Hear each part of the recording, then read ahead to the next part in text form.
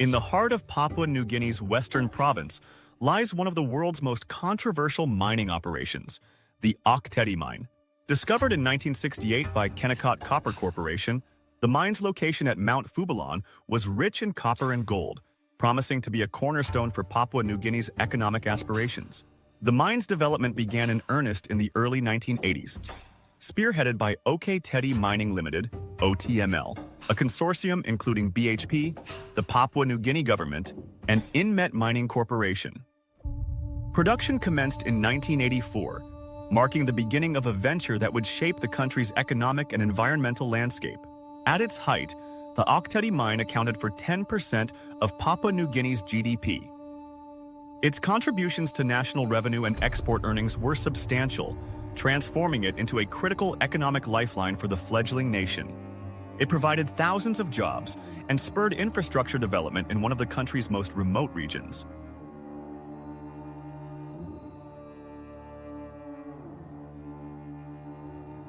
However, the mine's economic benefits came at a staggering environmental cost. A landslide in 1984 destroyed the foundations of a planned tailings dam, leading to the discharge of untreated waste directly into the Ok Tedi River. This decision marked the beginning of one of the most significant environmental disasters in modern history. Over the next 3 decades, the mine released an estimated 2 billion tons of tailings and waste rock into the river system. The environmental fallout extended across 1,000 kilometers of the Ok Tedi and Fly rivers, affecting 100 square kilometers of forest and disrupting ecosystems.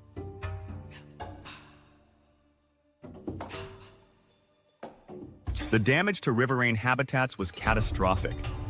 Increased sedimentation destroyed aquatic life, and an estimated 1,588 square kilometers of forest were either dead or under severe stress. The contamination also disrupted the livelihoods of approximately 50,000 indigenous people, who depended on these ecosystems for sustenance and cultural practices. Legal actions against BHP began in the 1990s, led by communities impacted by the pollution. The lawsuits culminated in a $28.6 million out-of-court settlement. However, the agreement did little to halt the continuing environmental degradation, as waste discharges persisted for years. BHP's eventual withdrawal from the project in 2002, citing the mine's incompatibility with its environmental values, left the Papua New Guinea government with a majority stake in OTML. This transition marked a shift in ownership, but not in the challenges the mine posed. Socially, the mine has had a profound impact on local communities. The influx of workers and development activities brought both opportunities and upheavals. Traditional lifestyles were disrupted, and health issues related to water contamination and loss of natural resources became prevalent. The displacement of communities due to mining activities compounded these issues. Many residents were forced to relocate, often without adequate compensation or support to rebuild their lives. Cultural identities tied to the land were eroded, leaving communities grappling with the dual burdens of economic marginalization and cultural loss. Despite these adversities, the mine remains a significant contributor to Papua New Guinea's economy.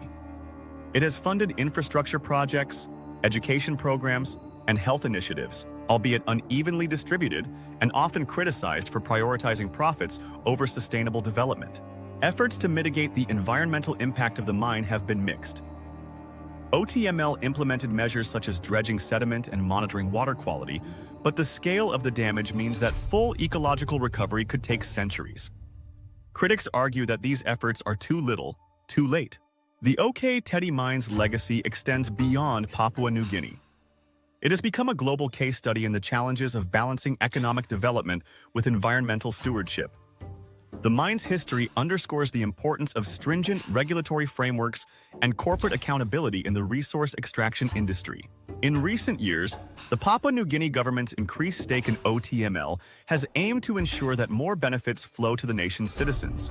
However, questions remain about whether these changes will address the long-term consequences of the mine's operations.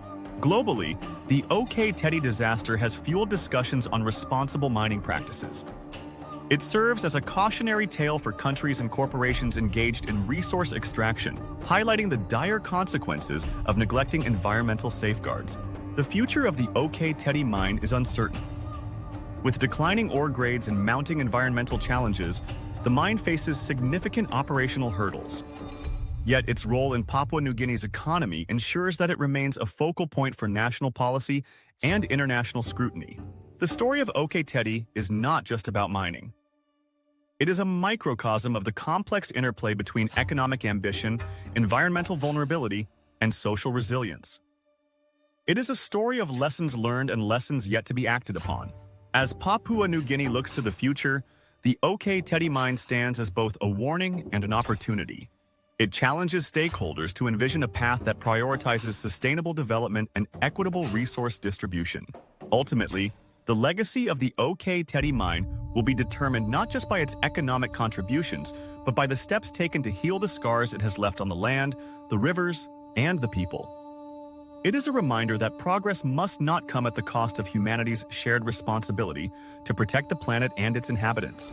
Thanks for watching to this end. It shows that you love knowledge.